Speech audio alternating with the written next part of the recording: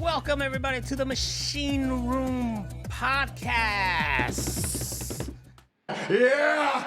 I'm your host, Nostradamus, and along with me is Hammer of Venus. We're back, you some bitches. We've been gone for a minute. You thought you weren't going to see us. Well, guess what? Here we are once again. Too bad you can't get rid of us. Here to buck you up worse than Pat Robinson's funeral. That's right.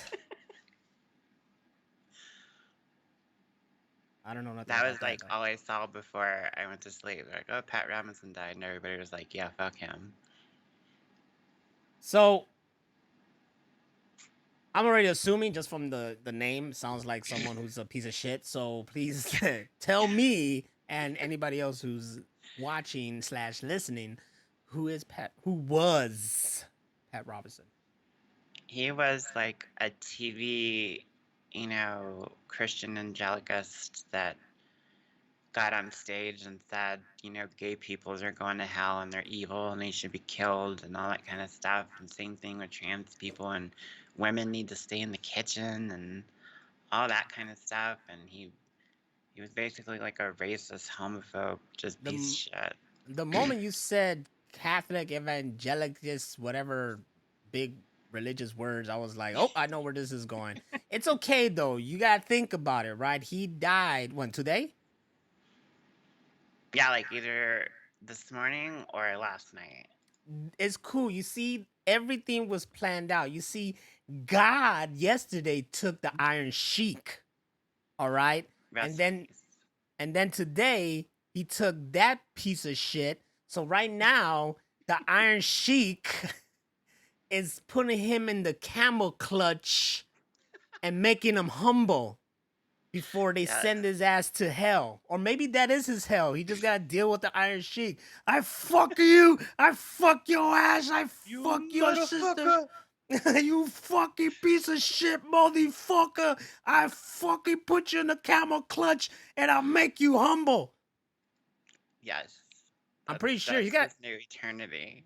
Yes, he's gotta stay busy until Hulk Hogan makes his way. Because that's who the Iron Sheik really wants. Exactly. He's not playing. He's waiting. He's like, I beat you, Hulk Hogan, you piece of shit. I'll wait for you, put you camel clutch, make you humble. R.I.P. And then and then at night he can get back to heaven and kick it with Macho Man and Ultimate Warrior and Eddie Guerrero. Right? I think that's gonna be his job in heaven.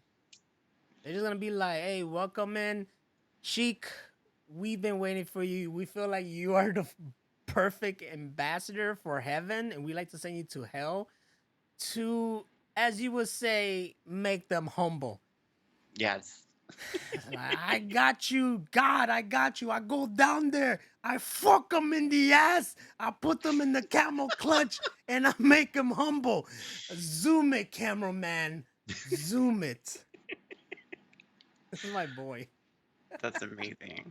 I was so sad. Like, that was, I woke up the other day, and usually I wake up, I check my text, and then I check Facebook, and it was literally the first post, Iron Sheik died. I was like, God damn, that's a bad way to start the day.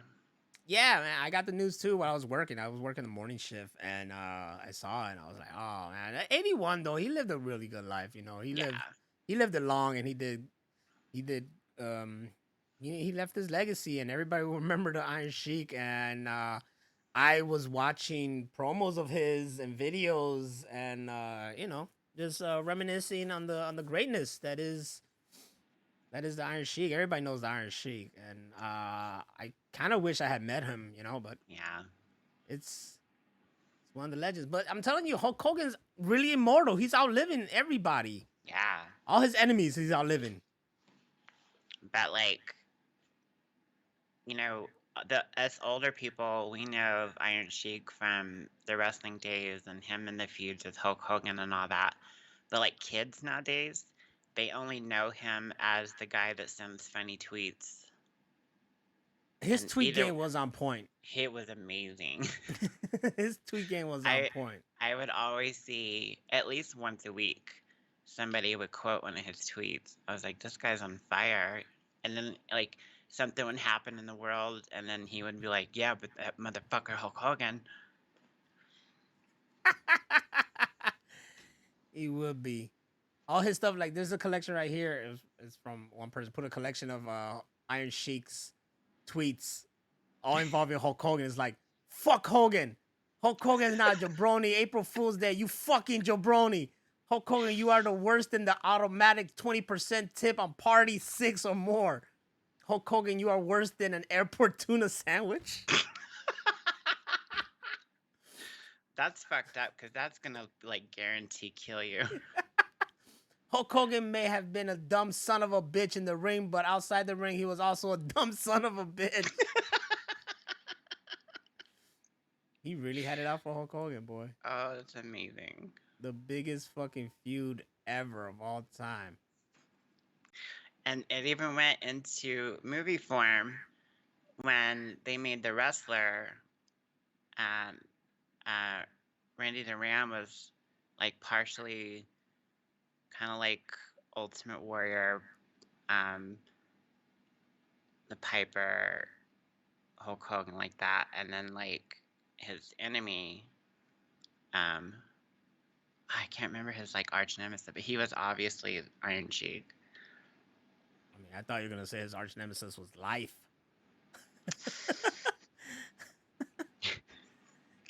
What they say in Ram Jam. basketball about the Make-A-Wish kids are like, oh, they're life impaired. That's really fucked up. I want to give shout outs to Broly Fist, who's in the chat. Also, shout out to Phantom Knight. Shout out to King Diabetes. I don't know if you're there or still. And a big shout out to Braver Soul Manny. Yeah! For the raid, Party of 6. If those people are still here, thank you for joining us in the machine room. We love that you're here, and hope that you are enjoying this so far. If you guys have any of the your favorite freaking Iron Sheik moments or whatever things you love about the Iron Sheik or remember, then go ahead and put it in the chat. Broly Fist here wants to ask you, Venus, have you ever seen El Super Beasto by Rob Zombie? I knew of it. I knew it was a Rob Zombie thing, but I've never seen that. You don't have to. Trust me. I watched it for you. It's all right. What is it? I did the service for you. I had to watch it last night, and I did. And unless you want to see a whole bunch of cartoon tits and sexual jokes like crazy, plus a lot of like cameos by celebrities and what was it? Ron White said he was like, it could be an old biker lady, you know, titties. You want to see these titties? Yeah, I do. Like it was funny, but I felt like it was too much. Like it was a shock value kind of stuff. What is it, like a movie or a TV show? It's a movie. It's a cartoon movie. It's an animated movie by Rob Zombie, of course, starring his wife in it as well, voicing. It has Rosario Dawson doing this like girl, slutty ass whore with attitude. That's hot. And Paul Giamatti playing as Mr. Satan. So wow. I mean, it's interesting, but it's nothing that I would like do it again. But did it like just come out? No. This shit is old as hell. It's like 27. Like you said, like you heard of it before. I heard of it before as well. I just never watched it. You were talking about it like it just came out or something. No. I'm just talking about it because I was like, they use on my channel, they use points. Broly Fist use points to show it, and I was like, all right, well, I gotta watch it. And next thing you know, it's like, you know, animated titties and fucking on my screen. I'm like, God, man, come on, guy. I already got a strike on this shit. I hope nobody comes up and it's like, what is this? And then they just start striking me again. I was a fan of his, especially with White Zombie. I really loved White Zombie. I liked his first album when he went. Why not Black Zombie? You see, that's racist. Rob Zombie? Rob Zombie, we're on to you. And then I don't know, I just stopped. Like, I was like, okay, you like horror movies, I get it, calm down. And then he started making horror movies. And like the first Halloween was cool. I liked that it was like more aggressive and darker, but then like they had this whole hour-long scene in the beginning of him being a kid, and like that wasn't in the original at all. And you just wasted, an hour of Michael Myers getting to kill people. And then the second one's, and I just lost interest, so that I did never Well, get into like his stuff. I know hardcore fans.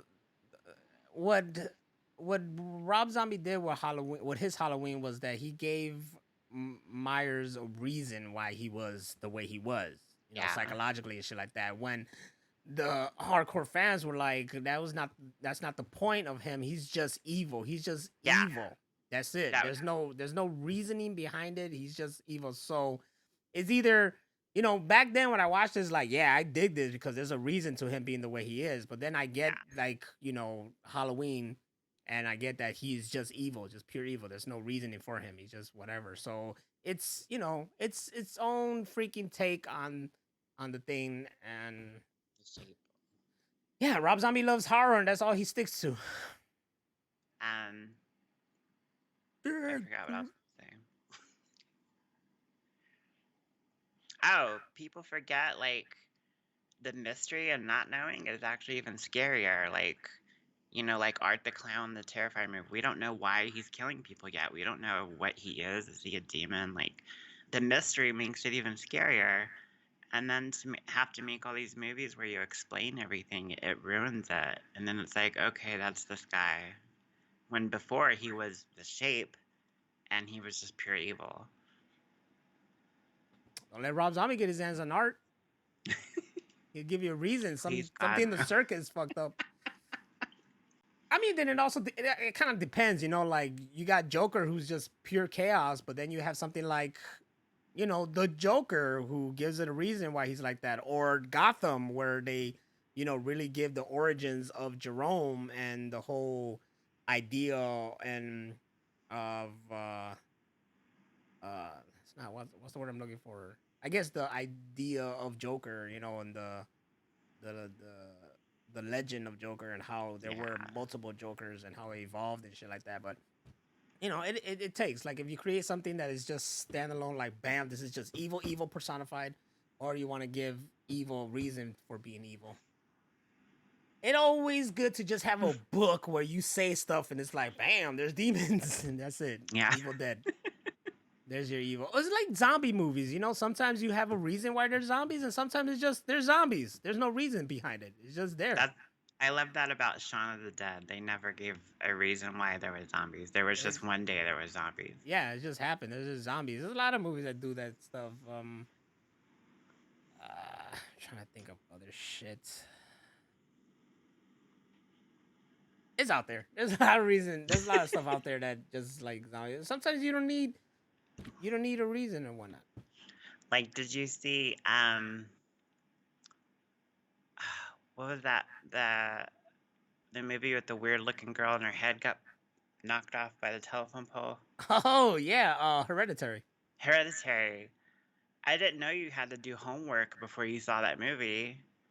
What homework? Like, there's like this big long thing at the beginning about this god that they pray to, and it's almost unreadable. And when the first time I saw it, I came in maybe 30 minutes into it, so I missed that whole thing. I had no idea what was going on. It was really boring. The ending, it makes sense. So then I had to go watch all these videos that were like, this is the god they prayed to, and he was that light, and he was inside the little girl, and then she died, and he went this little boy. And I was like, it reminded me of the Blair Witch Project. When it first came out, you had to go to their website first and read all the backstories about the Blair Witch and the guy that built the house that kidnapped the kids. And if you didn't read the website and all that stuff, and you went and saw the Blair Witch, you had no idea what was going on. I mean, I got the gist of it.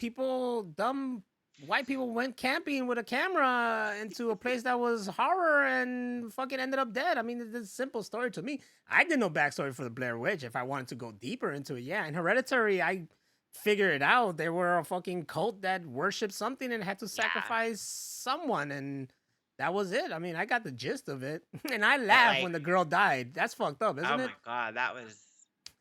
I had seen it on like videos on YouTube where people talking about it and stuff, and then to actually see like the build up to it was pretty intense. And then the guy just goes home and goes to bed. I'm like, you little bitch.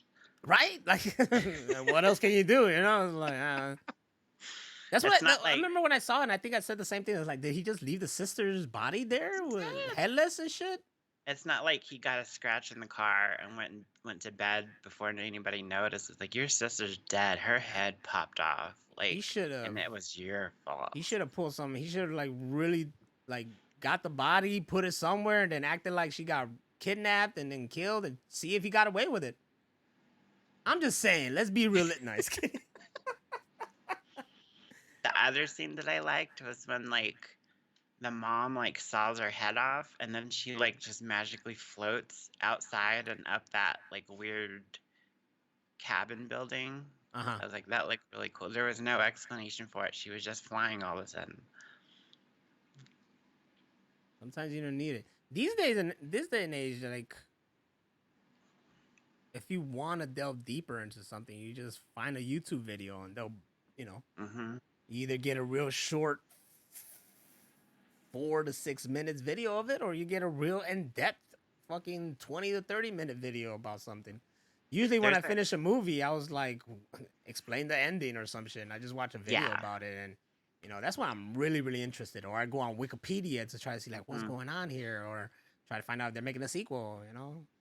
And those videos like that, like the nerd YouTubers that do, you know, like comic book movies and Star Wars and all that kind of stuff, it's literally the next day. Like it comes out and then the next day there's like a 30-minute video explaining everything. These like, people gotta have like a team or something.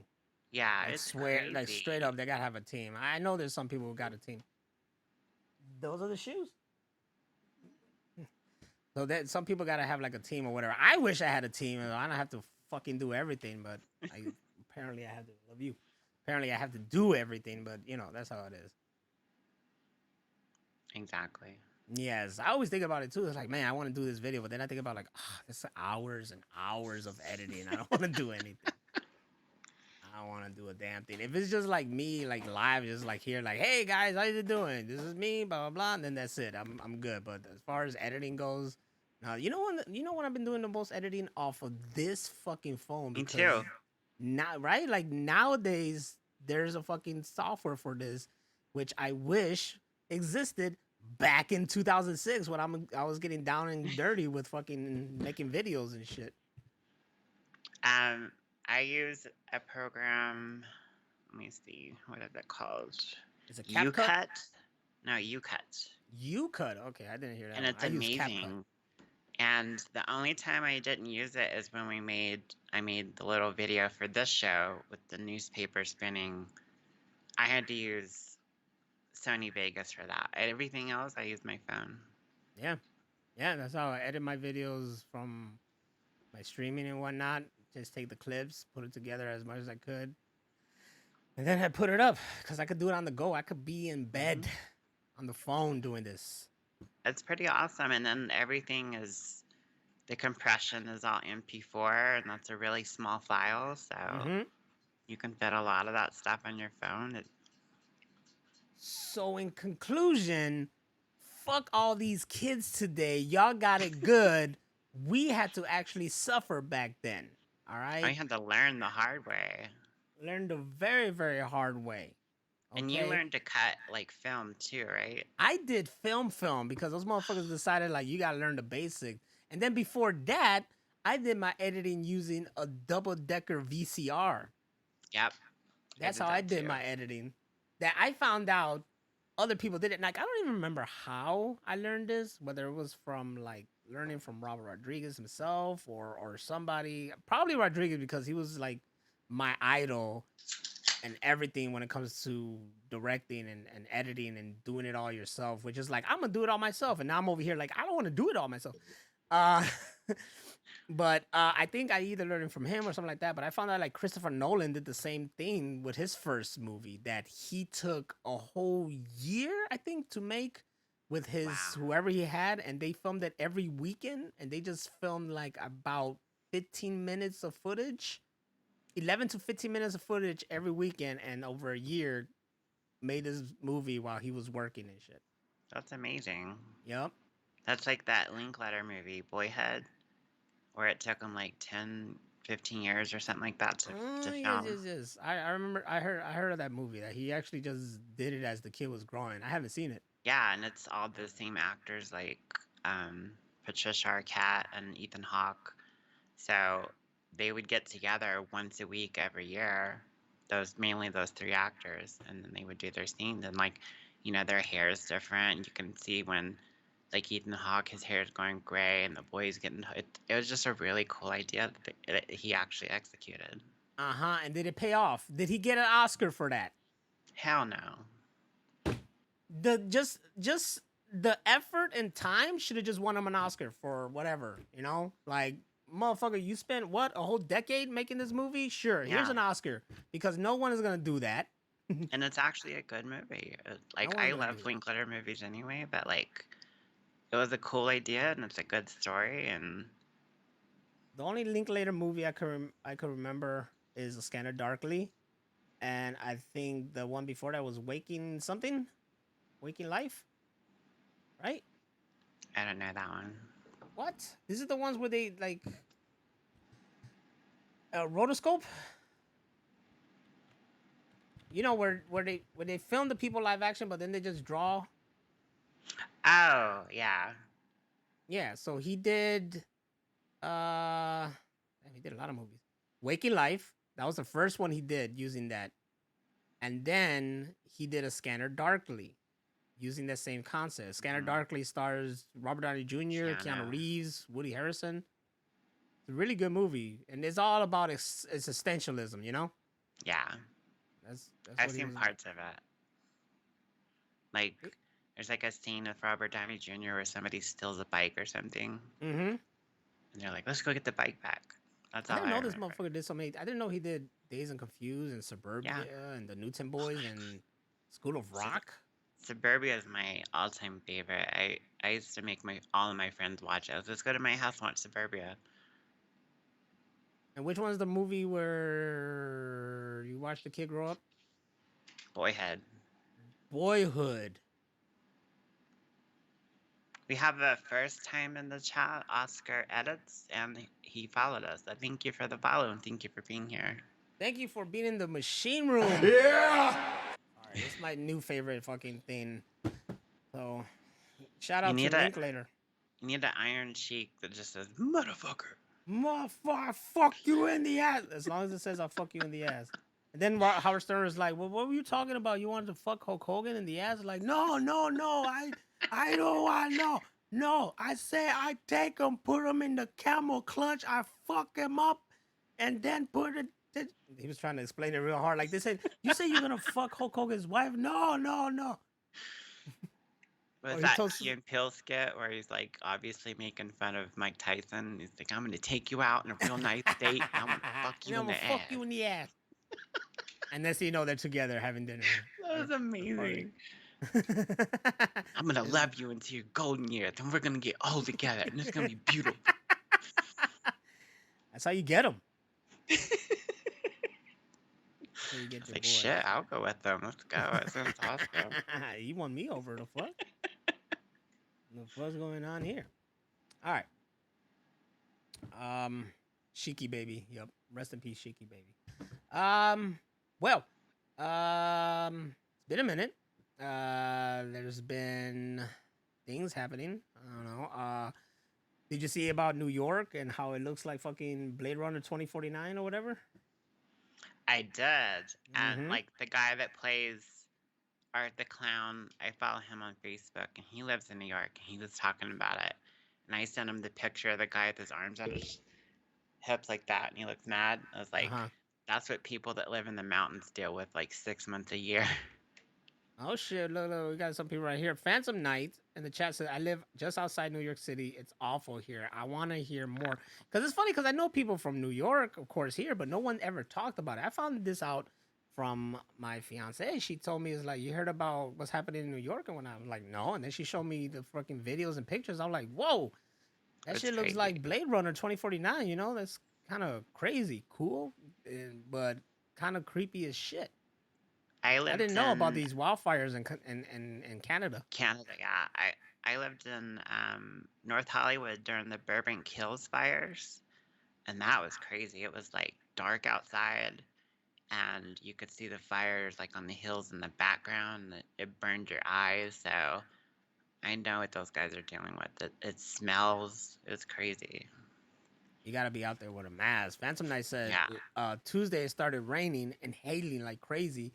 Then you just had hazy and everything was orange outside. Are you not like if that happened here? I would be fucking spooked out of my mind. I was like the end of the world's happening. This is it. Yep. I'm calling work. I'm like, look, I'm not coming in. Fucking Armageddon's happening.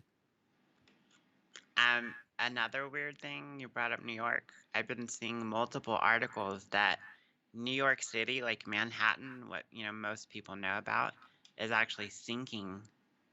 The island is sinking because the weight of all the buildings and all the people and everything. I So kind of not only is like, yeah, the ocean levels are slowly rising, but now New York is also sinking. So like the water's coming even faster for them. ooh shit, damn. It's, end of the world, people. What can I tell you? I don't know. I don't know what to tell you. I know that I don't know if New York was built like this, but when I went to Boston, they told us that a part, maybe half or whatever of that city of Boston was actually man-made and above the water. So In Boston? yeah, so they have this Wow. specific kind of system, so it stays like that. But apparently, like a lot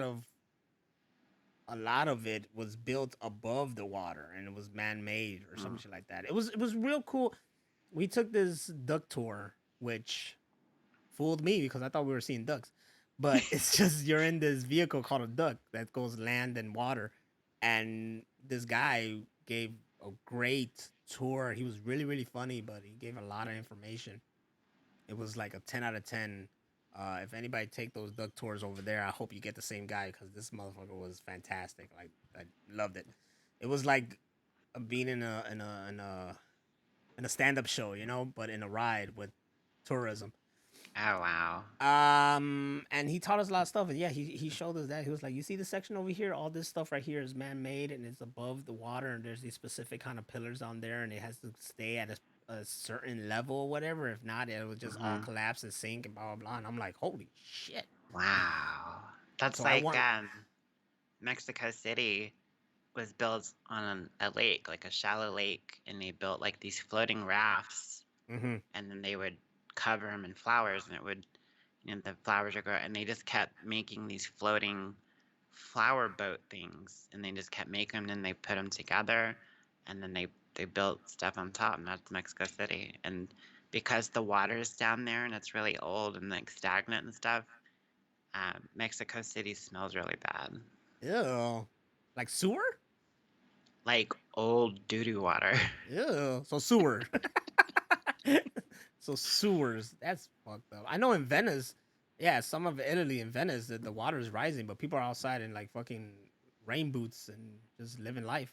That scene in the second Spider-Man where they go to Europe and they're in Italy, that's real. Like Mm-hmm. the water actually is rising into like the lower floors of businesses and homes and stuff like that, and they're just kind of like, oh well, they just wear flip flops. We knew what this was gonna happen. The boppity boopity. That's it. I got canceled. You gotta talk like this. Oh, I do that because there's a fucking coworker, and I gotta make fun of him. So it's like, you fucking mook, all that shit. He is a That was fucking really mook. good. I'm telling you, he doesn't give. He look for any Italians listening or watching right now. He doesn't give you guys a good name. This guy is like He's a bad representation of a Italian. horrible fucking representation of Italians. Like the worst, dude. The worst. Racist, a piece of shit, drug addict, Wow.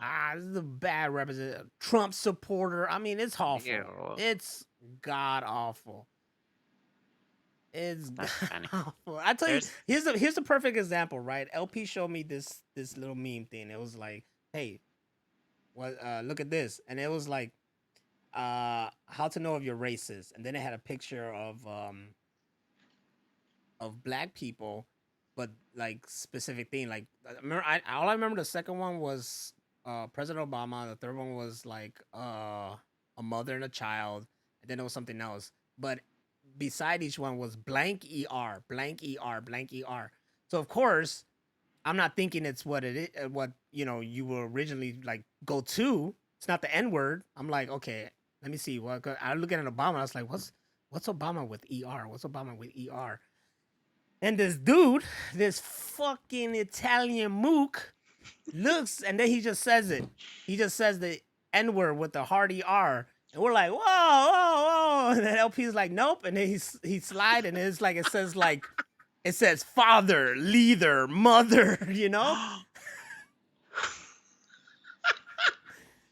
And we were just like, you see, you're racist. He's like, I'm not fucking racist.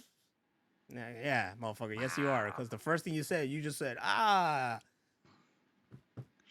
That's so funny because I didn't. There was naggers. King Diabetes said naggers. That's hilarious. Yes, that's what he said, naggers. Keep that. I didn't really grow up around, like, there was racism here and there, but I didn't really grow up with it. I didn't grow up with like, oh, you're this and those people are like that. And my mom never gave any info like that. So it was just, there's different colored people, but we're all just people. And then I moved to Los Angeles. And there it was. The racism is like, mwah. And there it was. And then, like, people aren't just like, they're fitting into their little, stereotypes and stuff. So you have like all the stereotypical, like there's the cholos and there's the Hasidic Jews and the mobster Russians, and like they're all there. The tracksuits? Yep. I call them Armenian business suits. Tracksuit mafia. You don't grow up with that. You don't think about it. We didn't. I didn't ever know like my heritage and my background until I was like way in my 20s. Mm-hmm. Broly says, last time I went to LA, I ran into a homeless orgy. That's what's up. That's what's up. Don't they call that a soup kitchen? Oh man, did you watch? Wow. Did you stay and watch? Like the box buildings that the homeless people make in LA are amazing. You can go in there and they've got like rooms and shit. Maybe there's like its own kind of world and community. Maybe there's a specific architect, there's an architect there that he goes and be like, you want this little corner right here? I can make you a beautiful house for, certain currency that they sell to each other, whatever it is, if it's actual money or just something else. And so, it got his thing right there, maybe they pay taxes when they fucking have their house built and shit. We don't know because we're not in that society, but perhaps they have such a thing. I get surprised when I see the homeless neighborhoods, I guess you call it, or the homeless community when they have tents, and I'm like, how did you get those tents? Those are like expensive ass fucking tents. Yeah, now they call them tent cities. My favorite, I worked in West Hollywood, so you had to go through like Hollywood Boulevard and stuff, and like right there, that exit is for Hollywood and Highland. There was always this like old, disheveled lady, and she's like totally filthy, and she would scream at traffic. And then like a couple years later, they made a joke about it on Family Guy. I was like, that's amazing. A lot of people aren't gonna get that, but I totally got it. Well, she's famous. Yeah. She was a famous woman. And we're going to segue to something that I think this woman wanted to be famous. This is a true story, okay? I heard this on some podcast / show. And a woman in fucking South Korea, okay, a woman obsessed with true crime dismembers stranger out of curiosity about murder. When was this? This was some time ago, recently. I don't know when, but I'll give you. It's like I need. You know what I need to get? I need to get a soundboard of Starship Troopers when it's like, "Do you want to know more?" Yes. So here's the information. A true crime fan in South Korea allegedly killed and dismembered a woman out of curiosity about murder after dressing up as a student and going to the unwitting tutor's home, authorities said. Jung Yo Young, a 23-year-old woman obsessed with TV shows and books about crime, decided to murder someone for real and conducted research about how to conceal a body. Investigators found she had used her cell phone and borrowed books from a library to gather tips for her alleged crime.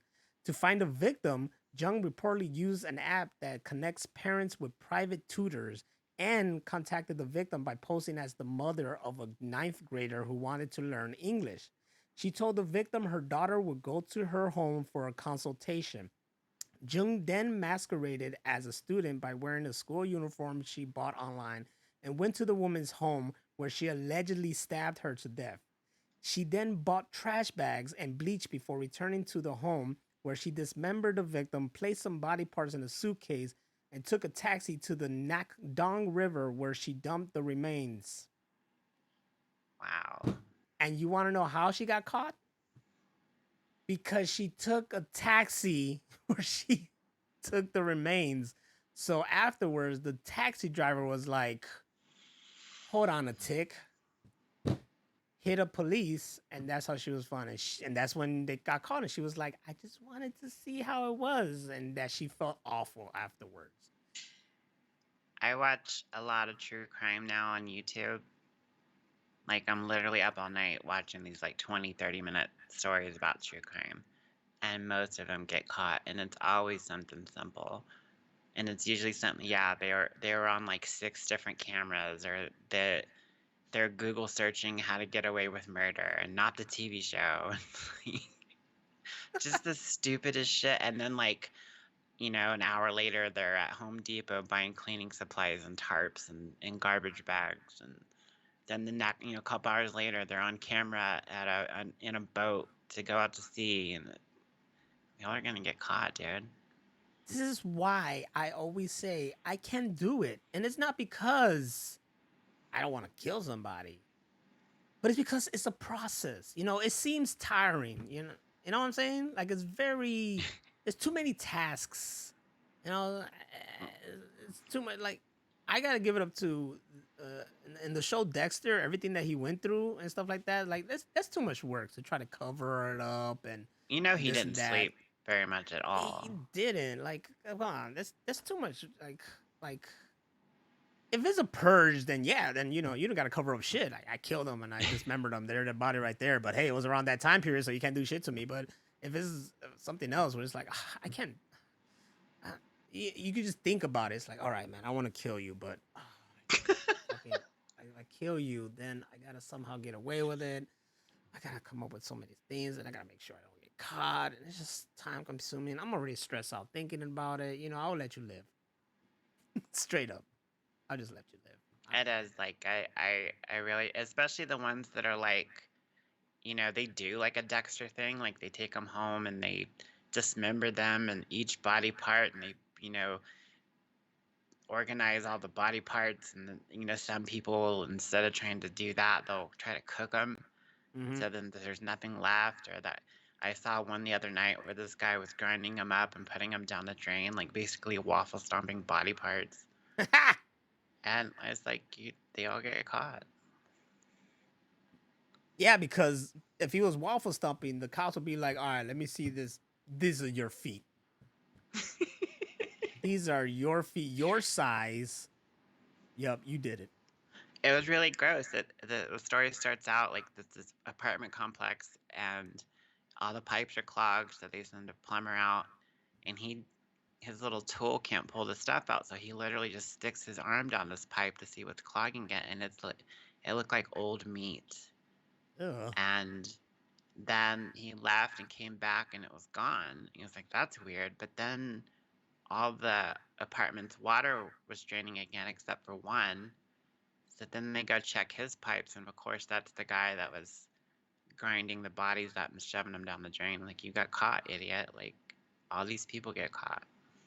Do like what Broly Fizz said. No, was it No, King Diabetes. Get that acid and just, disintegrate the shit.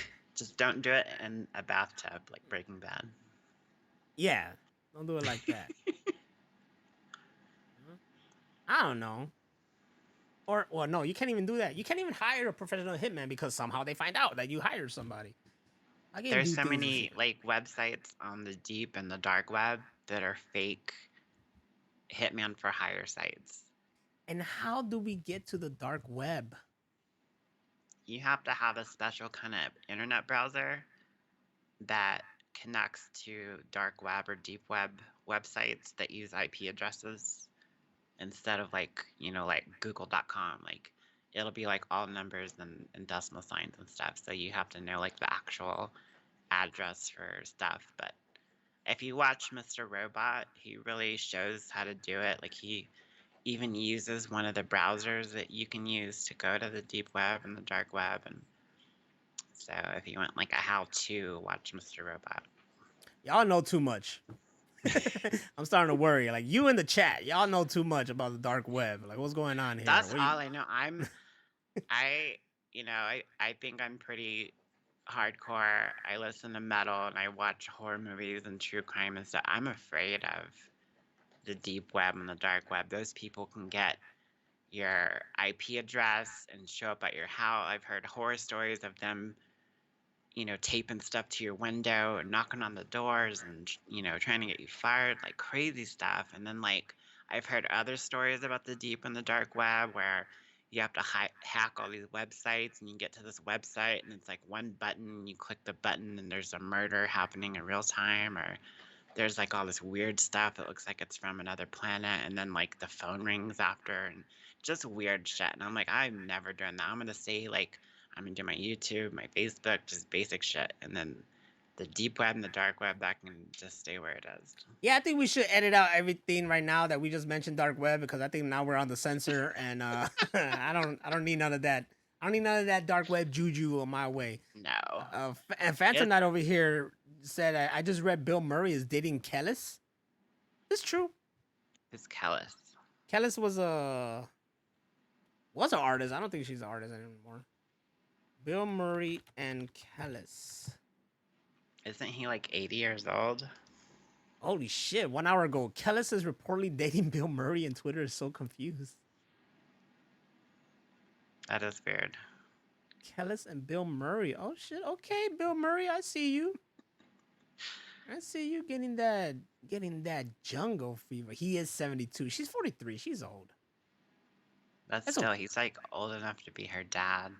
That's not that bad. 72, 43? That's not that bad. Let Bill Murray get some pussy. What's wrong with you? You know what's funny is, you see you're Pacino getting old. and you see Pacino's ass? Yeah, like, you're getting old when old people don't look that old. You're like, yeah, they still look good. And you're like, nah, dude, they're like 93. You're like, oh my God. They're old as shit. My question was, why was every wrestler back in the 80s looking like they were in their 50s? They did. They all look the same to me. Like, they never aged. Like, of course, like, later years, like now, like, yeah, they totally look older. But for a long time, they just always look the same age. Yeah. Hulk Hogan looked like Hulk Hogan the whole time. Now he just looked a little bit older than back then. That's it.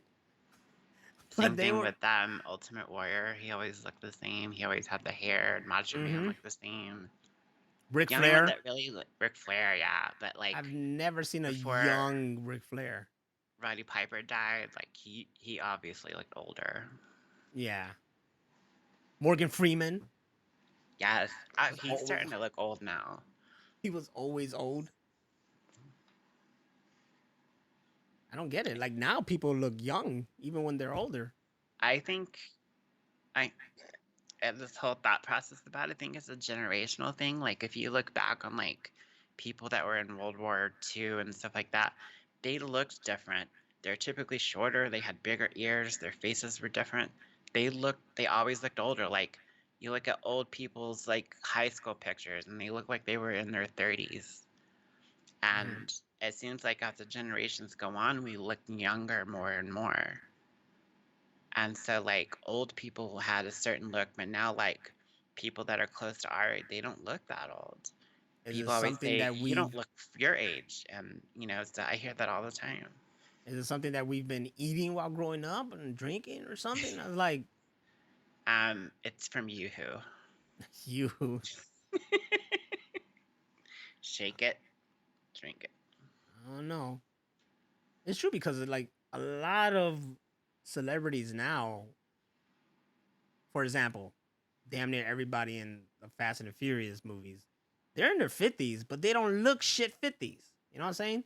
Statham, Diesel, Rock. The Rock, especially, doesn't age. Yeah. He's always looked the same to me. The only difference is he had hair, and now he doesn't. He doesn't. The only difference is that he was leaner and now he's bigger. He gets exceptionally bigger every year. Every year, he just is those pictures of him eating those like just fucking stacks of pancakes, and they just add to the muscle. Not even fat, just all muscle. To me, he'll always be the guy with the little afro and the black turtleneck and chain and the fanny pack. Iconic. Yes. The iconic Rock picture. And now he's like a mountain. He is a rock. He is a fucking rock. Oh shit. Hold on. There's something here. Who's the other Ghostbuster guy? Winston. His real name? Yeah. I don't remember. And I feel bad about this. They're like making the movie right now. I'm very excited. Ernie Hudson, thank you. There you go. Yeah, thank you. He Thank looks you, amazing. Yeah, he had does. that whole scene at the end of Ghostbusters Afterlife. I'm like, and he said he was the sex appeal. I'm like, he looks damn good. Mm-hmm. He's getting all his flowers. They're making the movie right now. That's very, very fucking exciting. Like, I'm loving it. They're filming in the firehouse and stuff. Like, I'm really excited for it. It's man, that last one was fantastic. I'm glad it's still going. It's not what I wanted, but I liked it. I really liked it.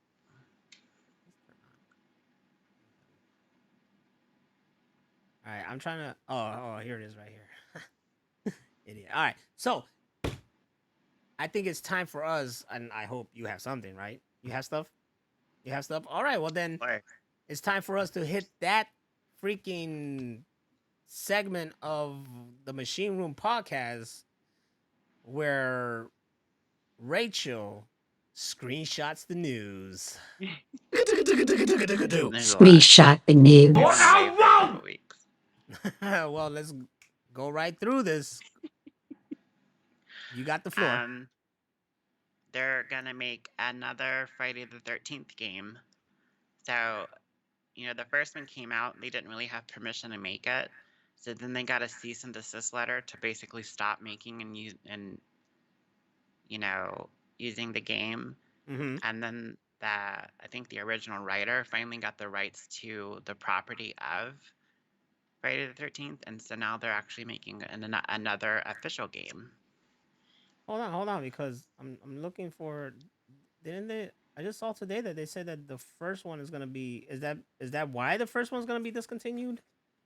Yeah, it got discontinued because they had like a cease and desist letter to stop what you're doing. You don't have permission to use these characters. Where is it at? Oh, it's right here. Okay, so from Friday the 13th's Twitter themselves, they said, the time has come. Our license for Friday the 13th will expire on December 31st, 2023. On that date, Friday the 13th, the game will no longer be available for sale, both physically and digitally. The game will, however, continue to function through at least December 31st, 2024, If you already own it at this time, we've made the decision to reduce the price to $4.99 for the base game and 99 cents for each piece of DLC content. We will continue to offer the title and content at that price point right up until it is removed from digital physical storefronts on December 31st, 2023.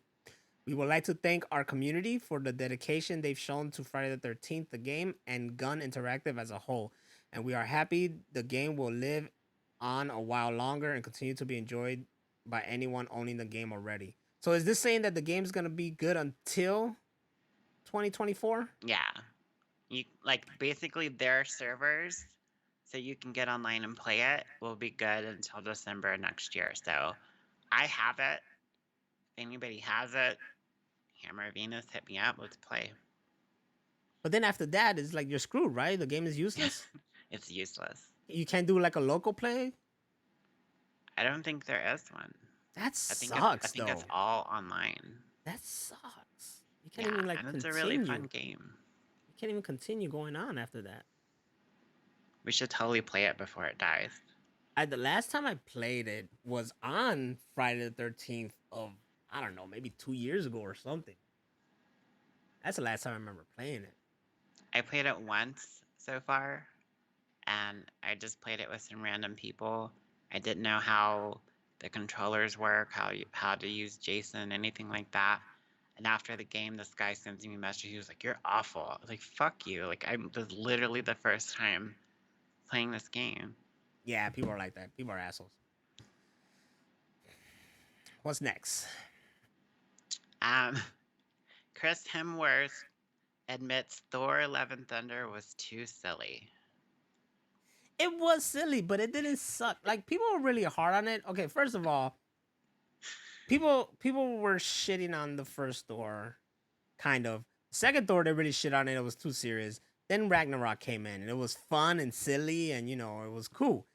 Everybody loved it, praised it. So then he goes and makes it again with Love and Thunder, but now everybody's like, okay, this is too silly. And I'm here, and I watch them, and I'm like, they're basically the same fucking kind of shit.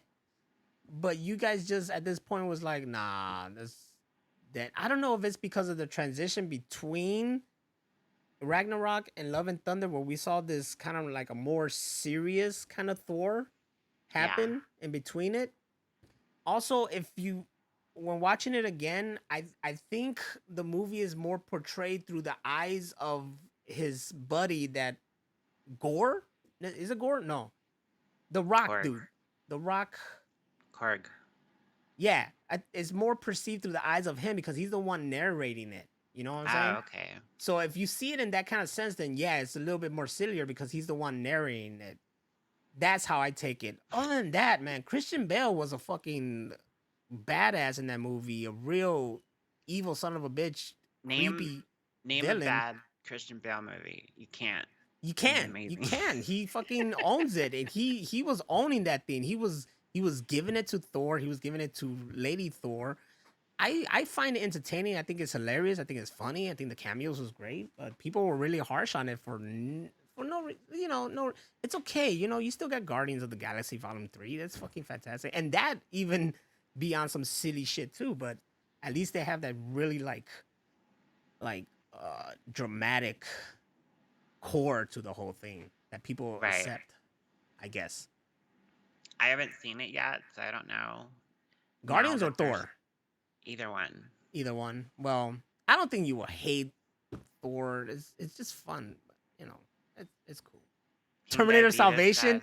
King Diabetes says, I love that movie. I don't care what anybody says. Yeah, he was a not... great fucking John Connor. Yeah. I thought you were gonna say Wick. It could be a great John Wick. Yeah. I love that movie. And the bad one was the new one where it's like all women. That one's girl power. Girl power. But I mean, he sees it, he says it, you know, and I guess he's saying it for the people, and he realizes it. Would I like to see a little bit more serious story? Yeah, sure. But do I hate Love and Thunder? Nah, I don't hate Love and Thunder. I enjoy Love and Thunder. I enjoy more than Ant-Man and the Wasp: Quantumania. I heard that one sucked. Yeah, I mean, that one is good for like a watch. just to continue the story to get, because it's an episode. These are episodes. You got to watch them all Yeah. to get the whole universe. So for like a one-time thing, yeah, sure. I see it twice. Yeah, I saw it again when it was at home, but that's about it. That's how Thor 2 was. I liked it. I liked the seriousness of it, and it was more epic and bigger scope. But it was like you watch it once and you're good. But the Yeah. first Thor, I've seen multiple times. I really like the first Mm-hmm. Thor. And then the other ones are more entertaining. Yeah. So moving on. And then we got they want to reboot and they said restarting the Pirates of the Caribbean franchise as a priority at Disney. They've been saying this. My thing is, if it doesn't involve the people, then I don't care. I'm gonna watch it regardless. Of course you are. Yeah, I'm gonna watch it regardless and hope that it's good. But if it doesn't involve like Jack and them, the last movie left off with a kind of cliffhanger that it was gonna involve what's his name, Orlando Bloom's character, such and such. Yeah. And they just left us hanging after that. But yeah, to reboot, no. To remake, no. To continue, yes. Continue, yeah. Like I could see that because now all the Johnny Depp drama is gone and he was vindicated and all that kind of stuff. Bring him back and let him be Jack Sparrow again. I say in the movie they have a segment like right in the beginning, like he gets drunk at some party, he gets with a girl, goes to bed, wakes up in the morning just from a hangover, turns to the side and sees poop on the bed. It's like, oh god, And it's just a picture of Amber Heard's poop. Yes. I'm like, whoa. Said something Jack Sparrow smart, and then continue the movie. I was hoping you were going in that direction, and we just met in the middle, and it was perfect. I told you, I know, I knew. We're on the same wavelength. Yeah! I know what's going on. My thing is, I think they should have just left it a trilogy. It was a great trilogy. The third one was my favorite because Barbossa came back, and it was fucking amazing. It had this cool ending where Orlando Bloom is like king of the pirates now, basically, and he disappears, and it was just really cool. I thought that's a great way to end it. And then I hear like all the ones after that just kept getting worse and worse and worse, and people were like, please stop making these movies. 4's not so. I don't remember 4 much. Just that Penelope Cruz. No, Penelope Cruz. Is that her name? Yeah. Just that she's in it. That's all I remember. 5, I think, was good because it focused on Barbossa again, and he was like ghetto fabulous, and I loved it. And he had like a redemption arc involving his daughter or whatever. So that one I do like. 4 is mid. 4 I could skip it, whatever. I won't if I'm watching them all together. But 5, the last one was actually entertaining, and that's the one I told you where they brought back everybody, the older. Orlando Bloom's character and blah, blah, and shit like that. And that's why I told you, like, it left where he was finally back, able to be with Homegirl, but Davy Jones, I think, was still after him. The one with the squid. Yeah, Davy Jones. The octopus face? Yeah, that he was, like, coming for him, and you just saw him, like, Shaun of the Dead's stepdad. Yeah, so you just saw him, like, show up in their room, and then it was like a after credit or cliffhanger or something like that. Oh wow, I didn't know that. I was hoping that's what I liked about the trilogy. It wasn't just Jack Sparrow. These are Jack Sparrow movies. It was the whole cast. It was all the other pirates and all the other people that got into this world, and then the English trading company and all that. Like, it was great. He had this set of character, and then they made all the sequels that were just basically Jack Sparrow movies. Yeah, 4 is more of a filler, but 5 is back to its roots. So I recommend everybody watch them one by one. This one is Netflix boss confirms that execs have now begun the process of acquiring temporary DC rights to complete Snyder's vision. Make it happen. I haven't heard a lot about it, but please make this happen. Me either. So I'm tired of people just saying the Snyder trilogy because he had this whole 10-year story plan. Mm-hmm. So just make it happen. If it's something that's happening, I want an official confirmation that it's happening. That's it. Yes. That's all I want.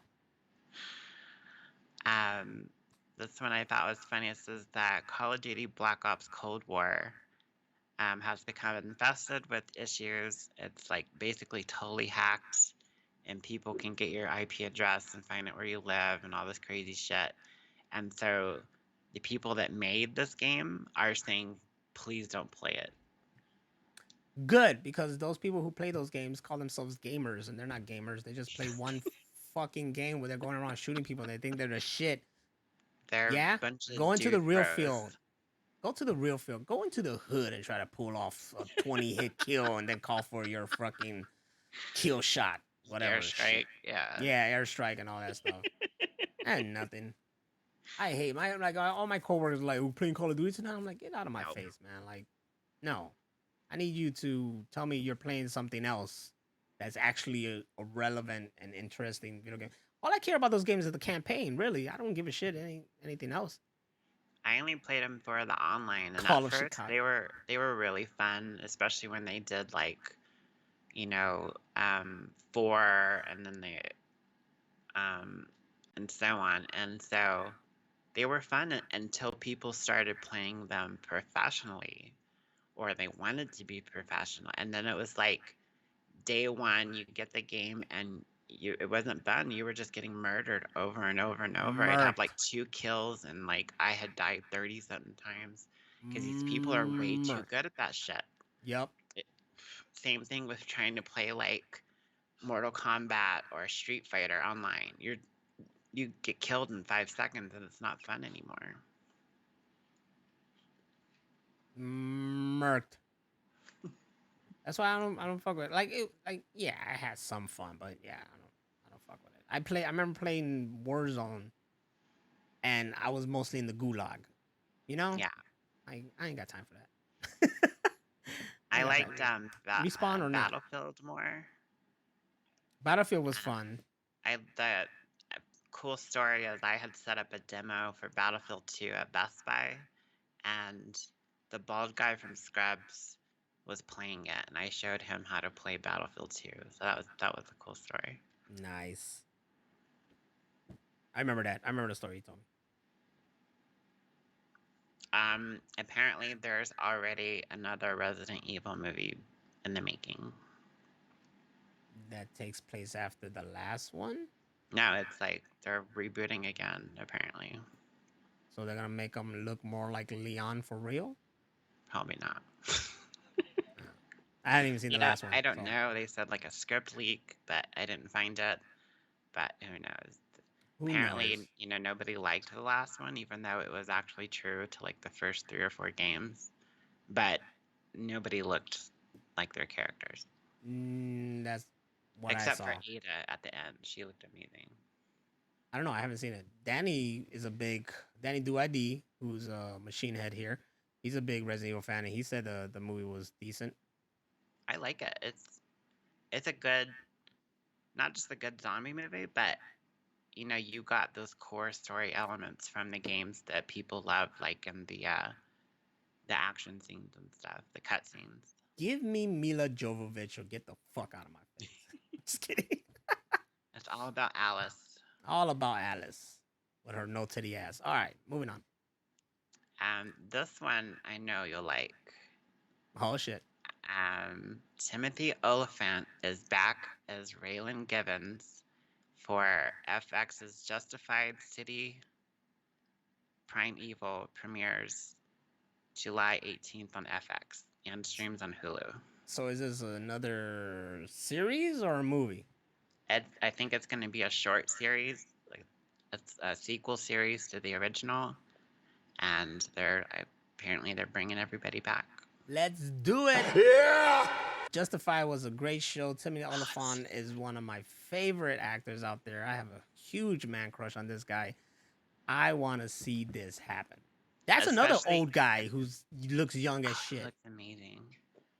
He looks that zombie show that he did with Drew Barrymore. That never got finished.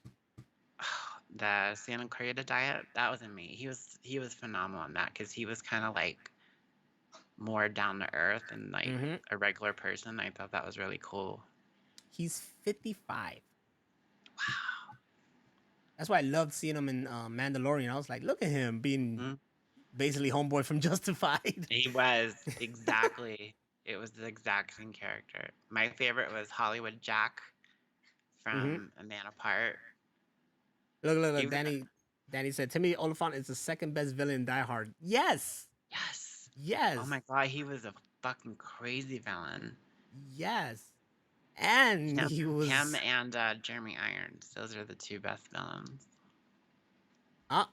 You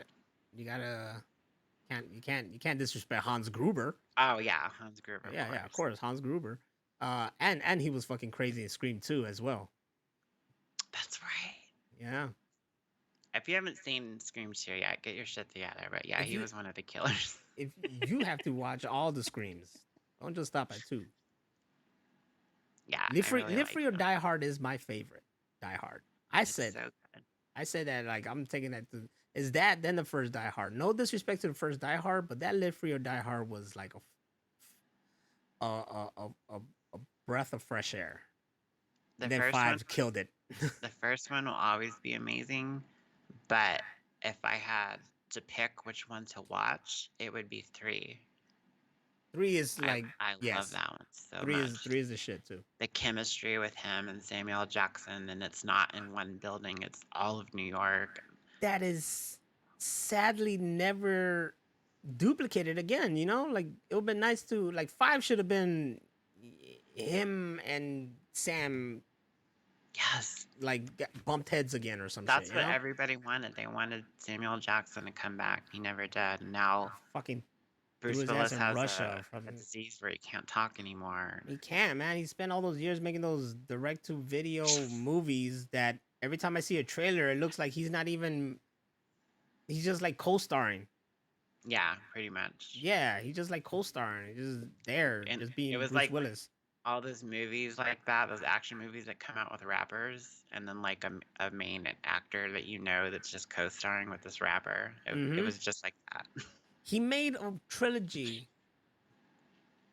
He made a trilogy of movies recently. These are his last films. And what are they called? Hold on. It's You All. There are 3 of them, and I saw like a trailer of one, and I'm like, he looks like he's just a supporting actor, like everybody else. Yeah. Oh, Detective Knight. They're Detective Knight trilogy. All right, there's 3 of them. You seem like Danny the last says, the hacker element in Live Free or Die Hard made it a fun movie. That could happen. That firestorm, that's a real thing that people talk about. That could really happen. Notice that the movie is also a movie where it's chemistry between him and Justin Long. Yes. You know what I'm saying? So it's him, Justin Long, great chemistry. You had him and Samuel Jackson, great chemistry. You had him and Alan Rickman in the first movie, great chemistry. It's all about chemistry. Oh yeah, and of course in Live Free, Die Hard with a Vengeance, it was Jeremy Irons. Like you have to have great chemistry in there. Die Hard 2 is and that movie was so bad. I it was don't so remember. Bad. It's just a bunch of callbacks to the first one, and they don't make sense. And he's in an airport, and it just doesn't make any fucking and it's really long. It's boring. You're like, why am I here? And then the 5th one, all I remember was that at the end they're falling through some floors, the helicopter's going down, and he's throwing the middle finger at them while they're doing that, and that's all I remember because it was the funniest, coolest thing in the whole movie. Anything else I don't remember. Something about his son in Russia and some shit. Yeah. All I remember is it was very formulated. So there was like an action scene, and then there'd be like 5 minutes of dialogue, and then an action scene, and then the whole movie was like that. Yeah, so it's really boring. If one had to choose to like really skip something, I'll just watch Die Hard, Die Hard with a Vengeance, and Live Free or Die Hard. That's it. Yeah. That's it. That's all I would do. What's next? Ben Affleck reportedly willing to return for new Batman movie if he has creative control. Give it to him. Give it to him. That's it. Give him creative control. I'm down for it. This whole like supposedly Netflix DC thing deal. Give him creative control. Make it fucking. I've wanted a Batflick movie ever since I saw Ben Affleck in the Batman suit. He's Ben Affleck amazing. knows Ben Affleck knows how to make movies. He made a movie about the creation of the Jordans, and it was fantastic. So give this motherfucker, give him the power to make a Batman movie. Like, he's the most comic book accurate Batman I've ever seen. He whooped their asses in that damn fucking warehouse. The warehouse scene, oh, it's brutal. And he gets shot in the head, just goes, yeah, just keeps going. I felt it. I said, look, what I said is true. He made a movie about the creation of the Jordans, and it was fantastic. If a man can do that, give him the power to make a Batman movie. This man made a movie about shoes, and it was good. Yes, and it was fucking good. Who would have thought? Give this man a fucking Batman. Please, for the love of God, make it happen. That's the pitch. If I go into the meeting, I'll be like, ladies and gentlemen, this man made a movie about Jordans. Give him the Batman. All black people in history have seen this movie. And if it wins an Oscar, ladies and gentlemen, this man made a movie about the Jordans and it won an Oscar. MLK came back to life to go see. And he wore Jordans.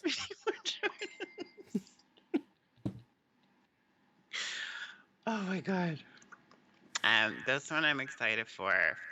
James Cameron to write new Terminator movie based on the rise of AI in real life. That's I would say that was the issue with the Terminator movies that James Cameron was involved, but he was involved with the last one that you didn't like. Because that was his direct sequel to Terminator 2. The second one, yeah, and that pissed me off because basically he wiped out all of the events of the second movie. So it was like, why bother? Time travel, it happens. But it just pissed me off. I mean, it's his shit. Like, he should be able to do whatever he wants with it. True. But first, give me a leader. Please, yes. Please, No more Avatar movies. Oh no, you gotta keep going now. You can't just leave me hanging. Don't do that. Don't leave me hanging.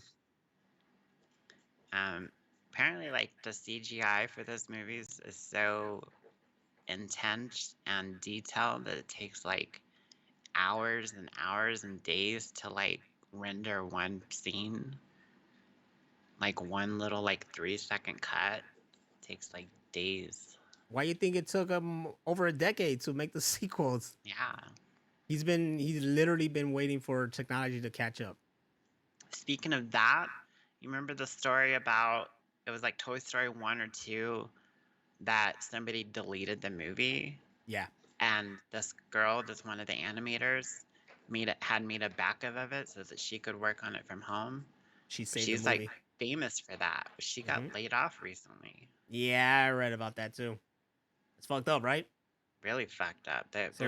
This franchise wouldn't exist without her, and you fucking laid her off.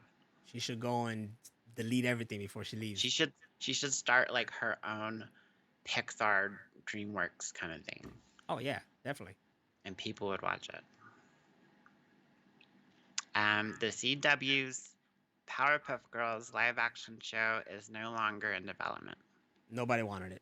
Nobody wanted it. It was taking years to make it happen. People were mad it even existed. So I'm glad that this is not going to see the light of day. Yeah, nobody wanted it. Nobody cared. Nobody's surprised. I'm like, good. I don't care. Thank God. Yeah, Broly says that's good. The CW's fall schedule has no comic book shows on it for the first time since Smallville ended. It's about time. It's really about time. The Flash finally finished, and it's all on Netflix now. So I just gotta finish this last season. That's only like eight or 9 episodes, something like that. I already said before, unless they bring back the Snyderverse, and so I'm really burnt out. I never thought I would say this in my whole life. I'm really burnt out on comic book movies and shows. No, even though I probably still watch them I'm just so burnt. I would rather watch like an indie film about a broke family or something, like something real. I want to see like real stuff. Like I haven't been watching much horror movies. I'd rather watch true crime because it's real. These are like things that really happen. Like, I think my imagination is broken. Now, fuck that. I love imagination. I don't want real. I don't give a shit about real. Give me the craziest thing. Why do you think I love the fast movies? Fucking They're so crazy. crazy. They're fucking crazy. I Everything love that I that. That's what I want. criticized Transporter 2 for how unrealistic it is. Like, Yes. he took that and just ran with it for Fast and Furious movies. Mm-hmm. Transporter 2 happens so the fast movies can continue. They're That in is real space talk. now. They're talking about having Transformers. It's nuts. I want more. And I don't I mean sure like something realistic, yeah, whatever. But I want more crazy stuff. I'm not burnt out from comic book movies. Across the Spider Verse is fucking amazing and life changing when it comes to animation and everything. And I can't wait for the finale. For Uh, people that listen to the show, I've said for a long time I hadn't seen it, and I didn't plan to see it because the previews had looked like this really shitty, like choppy animation, and people were like, "No, it's not like that. I don't know why it looks like that on the previews." And then I finally saw it a few days ago, and I was blown away. I was having so much fun, and I loved it. It was really good. I loved the characters, the different Spider-Mans. Um, Nicolas Cage, of course. My Nicolas o- Cage, my baby. only beef with that movie was his suit that he got was when the Peter Parker suit, he spray painted it. Mm-hmm. And I can tell you from experience, when I was a little kid, I wanted to be a superhero, and I got one of those like paper masks that you use when you're like cutting wood and stuff, and I spray painted it black, and you can't breathe through it, and it smells for a long time. So I was like, that whole fight at the end, raising the suit in the black suit, and I was like, he's just huffing fucking spray paint fumes. Why you think everything looked crazy? Because he was high as hell. No, I'm just kidding. He was high as He was high as Godzilla's shit. asshole. Like, Kingpin didn't look like that. It was just him high off of the damn acrylic spray can and that's shit. the whole premise of the movie, why it looks like that, and you're tripping balls because it's all Ah. fucking spray paint fumes. No, but no. In all seriousness, like the sequel is gonna blow you away when it comes to the story and the animation and whatnot. It's really really well done. Like there's no part of this movie that feels like it shouldn't exist or be there or a waste of time or Wow. everything is it's meant to be there. Everything from the first movie is a continuation into the next movie. Like everything done there was on purpose. And then in this movie, everything done here is also gonna be the purpose as to for the next one. It's really really well done. And then remember how I explained like Miles Morales was every 2 frames for a reason because as he kept getting better, then he started getting more like Yeah, I was just about to say something like that. There was a video of talking about why like the older Superman had a higher frame rate than Miles Spider Man. Morales. He said Superman. Did I? Yeah, you said the older Oh, Superman. oh, I fucked up. Yeah, Spider-Man. yeah. The older See, Spider Man. Yeah. I've been huffing spray paint fumes. I'm in tag in my room. Can't see it. It's all spray paint. Yeah. So and that kind of tradition in the new one, they also follow that. It all depends on like what the person. So when you have like Spider Punk, he's by every 3 frames Wow. because his character does not conform to the system. You know what I'm saying? So even his framework does not conform to the system. When I saw that video, I was like, these motherfuckers are fucking brilliant. That's These guys are amazing. brilliant when it comes to animation. On that, everything is on purpose. I'm telling you, go see it across the universe. I Fantastic. get that now. I'm a fan. I loved it. I want to see the new one, but I'm still gonna say the new Ninja Turtles looks awful Until we watch it. until we watch it. Now that you saw that one, now you could check out the second Puss in Boots movie, which also is fantastic. You know. Oh yeah, I It, I saw that we have them in our library now. I'm like, mm-hmm. cool. I can go watch the Puss in Boots movie because I love Antonio Banderas ever Mm-hmm. since Desperado. and Yes. 4 rooms. Yes. Behave. The legendary Jackie Chan is in talks to return for the next Karate Kid movie. I guess I'll see it. Whatever. I really I don't like, what's his name? Jaden Smith. Now, I think he's like a weird, crazy, weird celebrity. But as a kid in the Karate Kid movie, I love that movie. I like it better than the original trilogy. The different way, it's not even karate, it's all kung fu. And Yeah, so it should be called the Kung Fu Kid. yeah, but I really like it. If he makes like a direct sequel from that, I'll be really happy. The King Diabetes as Jackie Chan can still move. There's a movie with John Cena and Jackie Chan. Yeah. Okay. And I want to see Jackie that. Chan beats ass. Yeah. You see how you say, like, I want something realistic? When I saw the trailer for this movie with Jackie Chan and John Cena and how fucking crazy it was, I'm like, yes, this is the kind of entertainment I need in my life. I saw that and I was like, sign me the fuck up. I love John Cena. It looks funny. It's action packed. They're beating these people's asses and you don't know why yet. And Yeah. I'm so down for this. John Cena's fun in movies when he's like just gets to have fun. That's why people talk about him in F9 where he was more serious because he was like, quote unquote, the bad guy. But then in Fast 10, he was more loose and having fun and being the cool uncle to the little kid, and people loved that John Cena. I did too. He was fucking fantastic in it.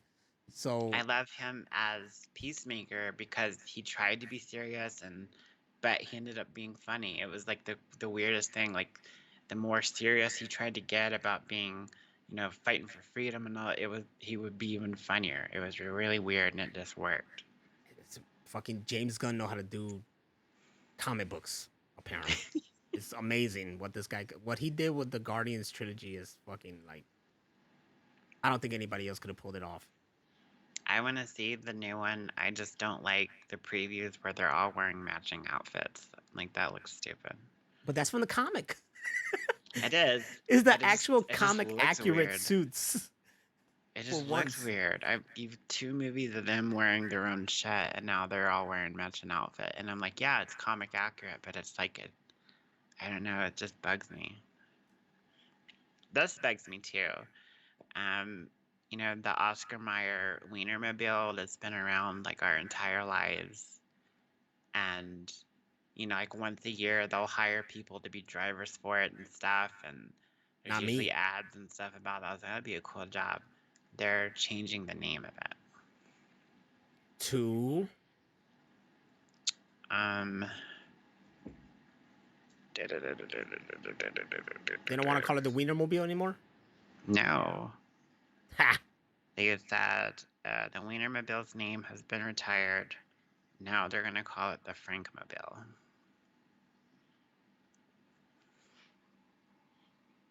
Lame. Super lame. That's and lame. The only reason they're doing it is to promote this like 100% beef Frank hot dogs that are coming out. Like, that's no, stupid.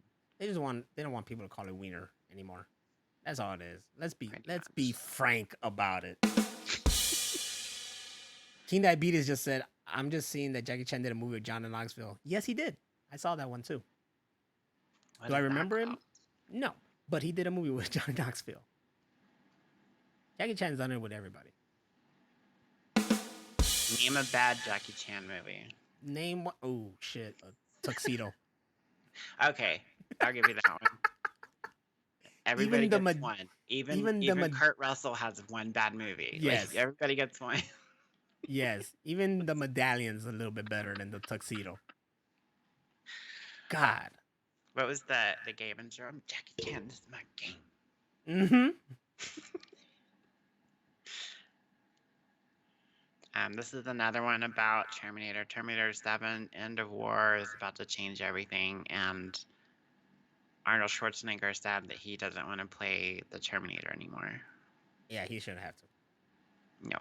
He shouldn't have to. Look, I checked out Arnold's new show on Netflix, Fubar.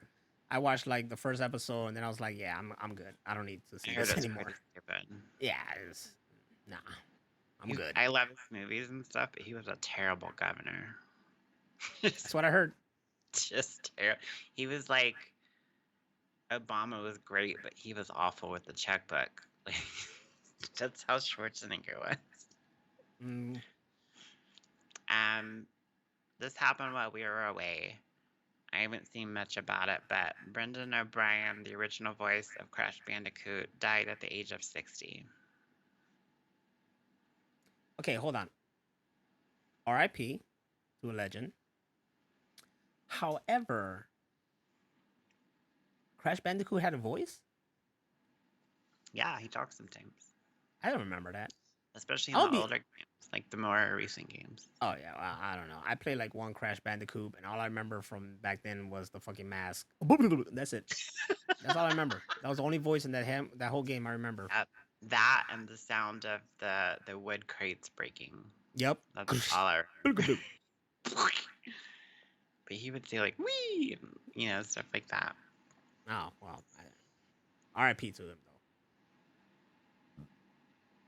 So, I think we talked about this before. How the last Halloween movie was really bad. I hated it. A lot of people hated it. I enjoyed it. That same director, the guy that did like Eastbound and Down and stuff like that, they got him to do an Exorcist sequel. I think it's called Exorcist Believer.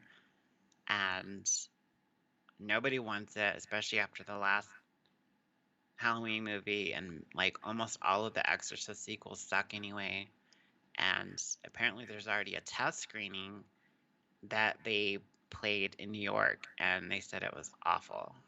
And that's why after that test screening, they walked outside and it was fucking hell on earth. Yeah. It was because of that, not the Canadian fires happening just north of fucking New York. It was because these people went to see the screening and it was so bad that they walked out and hell just came on all over New York. This is true. Nobody That's exactly how it played out.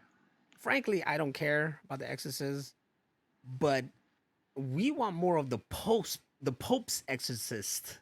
That's what we want. Look, I haven't seen this movie. I heard it's really good. It looks fantastic. And this is the kind of entertainment I like. I think I heard that they already greenlit a sequel. You damn right. And I'm saying this as someone who hasn't even seen the movie, but just by the trailer itself, I'm like, this fucking movie is the shit. What's that actor's name? Shit. The Aussie? Gladiator. I think technically he was born in New Zealand. Russell Crowe. Russell Crowe. I was gonna say Kurt Russell. I did too. That's why I stopped. We need more fat Russell Crowe. Yes. You think if you watch Thor: Love and Thunder, he comes out in that movie. And they're making a sequel to Gladiator, and he's gonna reprise his character. But he's dead. I don't know how they're gonna do it, and he's fat now, and I don't know, but he's fat. Gladiator 2 is happening. I didn't even like Gladiator, so here we go. I mean, that's what the people want. Yep. That's one I thought you'd like. For like an anniversary, something for Batman Returns. They're making this really expensive Lego set of the Batcave, and it looks amazing, but it's ungodly expensive. Yeah, they usually are. It's pretty cool, but it's not something we're gonna jump on. No, that's for sure. We're not gonna get it. It looks cool, but it's more of it looks like a play set, like you build this play set from back in the day, and that's cool. But no, there's nothing that we would buy. I wouldn't buy that. I'm still mad that I missed out on the Batmobile, like Burton's Batmobile Lego. Like, that's my favorite. Yeah, by the time that we got the Batwing, that Batmobile was discontinued, so they stopped that. Now I don't even know if you're able to get it, but now it's just the tumbler, and I don't even want that either. I just want the Bat Fucking bird. 1989 Batmobile Yeah. and the animated Batman Batmobile. Those are my favorites. If they gave me the Batman Forever Batmobile, mm-hmm. Man. Yeah. I will be The on one, that in a second. oh my god, that What car we're is amazing. what we're aiming for now, and they released it. It just came out like this week. Is they have a Pac-Man arcade machine Lego. That's what they have, Wow. and that's what we are hoping to get. Well, not anytime soon, but hopefully after coming back from Florida, we'll try to get that shit. You build it and everything. You make it all like do Pac-Man shit inside and everything. It comes with a little ghost on top, and then if you open the back, you get like a little like some people playing the arcade games, and it's real cool. Apparently, there's like a phrase or a code or something you can put into Google, and you can play Pac-Man. Ooh. Yeah. But is it Miss Pac-Man? Because you know she had it. No. I think I had Miss Pac-Man on Nintendo. Miss Pac-Man is everything. Them legs. I don't know if this is going to be the last one, but this is definitely the newest one. Kingdom of the Planet of the Apes is coming out May 24th of next year. So I'm excited. Well, I don't think Caesar's going to be in it because if you don't watch the last one, he died. So I don't know what they're going to do with Caesar, but spoiler. Five Nights at Freddy's is actually coming out. Trailer dropped for that. Look, I'll check it out, but does it need to exist after the great masterpiece that is Willy's Wonderland? Willy's Wonderland, no. I like the games, you know, Five Nights at Freddy's. I only played the first one. But what they did for Willy's Wonderland, basically using the same idea but with Nicolas Cage, I'm like, you can't top that. You can't. You cannot fucking top that. That shit was gold. I've seen it. It's it's rewatchable. It's quotable. It's amazing. I love Willy's Wonderland. It's funny because it's quotable, but none of it is quotable for Nicolas Cage. He doesn't say for his character. Damn word. The machines, the characters. Yeah. That he kills, they have lots of great quotable lines. They're really funny. It's a fantastic movie. Except for Willy. I don't think Willy ever spoke. I don't remember. The Mexican dude talked shit in Spanish. The fairy girl talked a lot. The gorilla dude did. The frog one that pretended to be innocent did. Like, they all talked, but I don't remember. Willy was just scary. Yeah, I don't remember Willy. I remember them talking shit to Willy, and I remember the final. It's such a stupid but fucking gold movie. You have this face off at the end between Nicolas Cage's movie and Willy. They just look at each other, then they get down. It's such a good movie. It's such a good fucking movie. With a mute character and a robot, like it's awesome. Fucking. It's a fun movie. Nicolas Cage is making bangers these years. See Renfield. It's fucking fantastic. Yes. So good. Tom Hanks joins Pierce Brosnan in supporting Idris Elba for the next James Bond. I'm for it. I've been for it for years. All for this. Like, he doesn't seem like he wants to do it, but I'm for it. He doesn't. And all these people are coming out of their woodwork. You go to Twitter or stuff like that. It's all Idris Elba, or the other one is Tom Hardy. And Idris Elba he just doesn't act concerned or anything. And this is not about like for me, it's not about like being inclusive or having a black bond. It's just he just feels like he's the right person for it. Yeah. I don't know what it is. He has the accent. I love his accent when he actually uses it because he can do all these other accents. Mm-hmm. Especially Luther. Him as Luther is just phenomenal. There's just something about that character. He's totally different than all the other characters he's played. And so you can see like his acting chops, and you're just like, yeah, he would be a great James Bond. That man stole the show when it came to the Hobbs and Shaw movie. Yes. Every scene he's in, it's all about fucking the dress. Yup. Superman. Black Superman. Black Superman. This one I don't know much about. I wanted this to be like a talking point, but the article says Netflix's Queen Cleopatra appears to have the worst audience score in TV history. Apparently, it's really bad. It's not historically accurate, and a lot of people are shitting on this show. Queen Cleopatra. Queen Cleopatra. Worse than Velma? Probably, yeah. And people hate Velma too. So definitely like Velma and this Cleopatra show are like, and apparently the new Mermaid, the Little Mermaid, is bad too. That shit's only 4 episodes. Yeah, I don't know. I mean, are they mad because they're actually African? Yeah, they're like black, like people from Africa. That's the only thing I could see. Like, also, how do they know if it's not fucking? Let's be honest, we weren't there, so how do we know what's historically accurate? Well, Cleopatra's reign was during Alexander the Great's reign when he went to Egypt, and apparently she went back with him. So I can't think of the name right now, but like his kingdom, like Andrew the Great's kingdom, they had really great historians and people who wrote down everything that he did and everything that happened. So from that point on, with like him and Cleopatra, stuff like that, like that stuff seems to be pretty well documented and things like that. But again, like you said, we weren't there. No, we weren't. And I mean,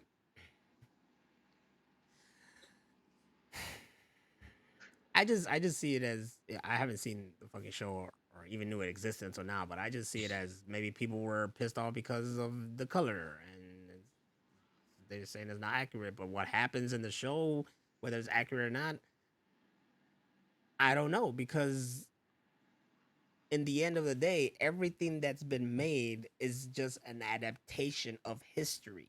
Yeah. Based on true stories and whatnot. So in that sense, that we should be mad at everything. Motherfuckers, Hamilton is not like exactly on point, you know. These motherfuckers weren't rapping. Yeah, they were having rap battles, but it was a great, beautiful, fantastic adaptation of Hamilton's story. Billy the Kid didn't get in a phone booth time machine to do a book report. Like, no, he didn't. But he should have. However, Abraham Lincoln was a vampire hunter. Yes. So this is true. This is a true fact. All right, and he was also simultaneously Daniel Day-Lewis. Yes, and we will fight anyone who fucking disagrees and calls bullshit. That's just the truth. That's history. It's there. It's there. They had made a movie about it. He saved the Civil War by killing off the vampires who were eating on the slaves. Yep. It's fantastic. This one's sad. They're looking at possibly canceling Superman and Lois at the CW. What? No. That's one great show. I haven't watched it since the first season. I need to catch up, but that's a fucking fantastic show. That and Gotham Knights, everybody hated it. Nobody wanted it. That was stupid. It's totally getting canceled. Yeah, that was like from the announcement, I was like, nope. That's getting obviously canceled, but now Superman and Lois might also get canceled. So that would mean like the first time in a long time there's not going to be any comic book shows on the CW. But we already talked about that. For a minute until James Gunn does his fucking. Well, they're not going to be CW. They're going to be on Max. But, James Gunn's going to have his DC shows to coincide with the DC movies. I mean, it's fine. It's time, like the Flash ended, Arrow's done. They canceled Legends of Tomorrow. There's Superman Lois came off of those shows as well. It's been a good run. You have to end it. Mm-hmm. You know, and then we'll get something else. The thing is, I love the shows, but I feel like we're in a new era where you don't have to make a whole fucking long. First of all, streaming. Second of all, you don't need to have a long fucking like 13 to 20 episode season. Look at this.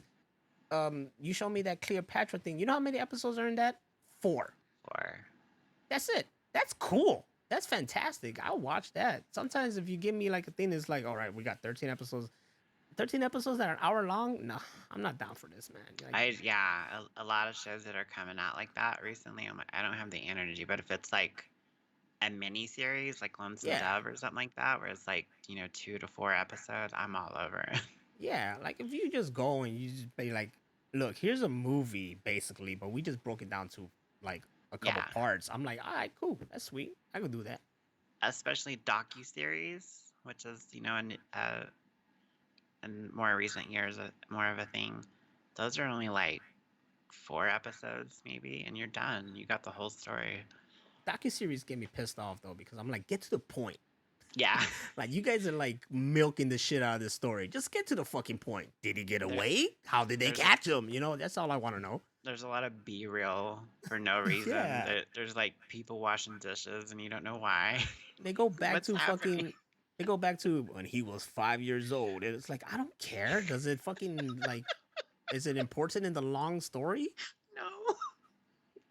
That's why I like there's these YouTubers now that just do true crime, and it's a 20-30 minute episode.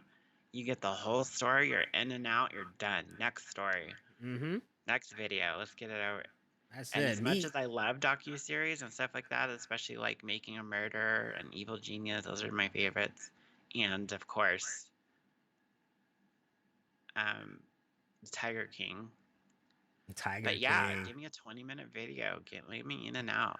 Yeah, Let's or get this over with. No even B-roll. better, just give me a TikTok video. Just get straight to the point, and then that's it. I'm done. I'm good. Like a 1-minute L- TikTok video. Let me tell you one that was sent to me today by 2 coworkers. So they both sent me the same fucking video. Story of a poacher in like India who killed a baby elephant, right? And then she goes back to her village. Then the mother elephant tracks this bitch down, goes to the village. There's video of this. Goes to the village, follows her scent, finds this woman, stomps her out. All right? Kills this woman. Okay? No, hold on. It gets more Elephants are gangster than that. hardcore. It gets more gangster than that. Then the elephant leaves the village. They give this woman a funeral. The elephant decided to come back at the funeral and stomp the bitch when she was in the coffin. That was cold-blooded. This elephant gave no fucks. This elephant was gangster as shit. Oh, there's a true crime story I saw like that, and it's about like, early 1900s when they still had like traveling circuses and stuff. And there was an elephant that was brutally abused by its trainer. And they were in this small town, and it got fed up and just stood up one day and just crushed his head. Damn. And the people made a big deal about it. They wanted like the fucking elephant to do time or something, so they rented this giant crane that they used to like build buildings and stuff, got a chain, wrapped it around the elephant's neck, hooked it, and they hung this alien. Not alien. Yeah, that took a turn. That took a turn. They hung this elephant like a person using this giant crane until it was dead. I was like, that's really shitty. They never heard of euthanization? Nope. Jesus Christ. And apparently, like that town that happened in, it was like the small town like Oklahoma or something like that. They still have the crane. The crane is still there. Sounds like Oklahoma shit. Yeah. See, that's why in some other part of the world, this elephant was like, I heard what y'all did to these motherfuckers. I'm gonna go and stomp this bitch to death. Even after she's dead. I want to see like a cartoon adaptation of that. Like, you know what? I'm not done with this bitch. I'm going to the funeral. So like, it was so fucking outrageous. I thought that was gangster shit. This should be made into a movie. It You heard of should. Cocaine Bear? No, this one right here, this elephant, that should be made into a movie. Stomp elephant. Oh, Or just shit. call it Stomp, like the George Clinton. Yeah, I'm not finished with Waffle Stomp. Waffle stomped her to death. These are some little quick ones. Let's just run through these real quick. Real quick. Elon Musk stepping down as CEO from Twitter, and he Fuck it. has asked Linda Yaccarino to replace him as CEO of Twitter, so maybe things will get better. No idea who that is. I don't either. Some woman. Yeah, Fast X is going to be a 3-parter. that's right. Apparently, according to Vin Diesel, it's supposed to be a 2-parter, but he's like, this motherfucker has been going around just stating crazy shit. I don't even think he has approval of fucking Universal. He's just out there like, hey man, you know what? This is a 3-parter, and you know what? We're gonna make a spin-off with all females, and you know what? We're gonna do a Toretto spin-off too. And I'm like, oh, okay, dude, you need to calm the fuck down. Everybody has hoverboards and lightsabers. It's gonna be awesome. It needs to get to that point. It needs to get to that point. Fast Sex Dragon Ball Evolution.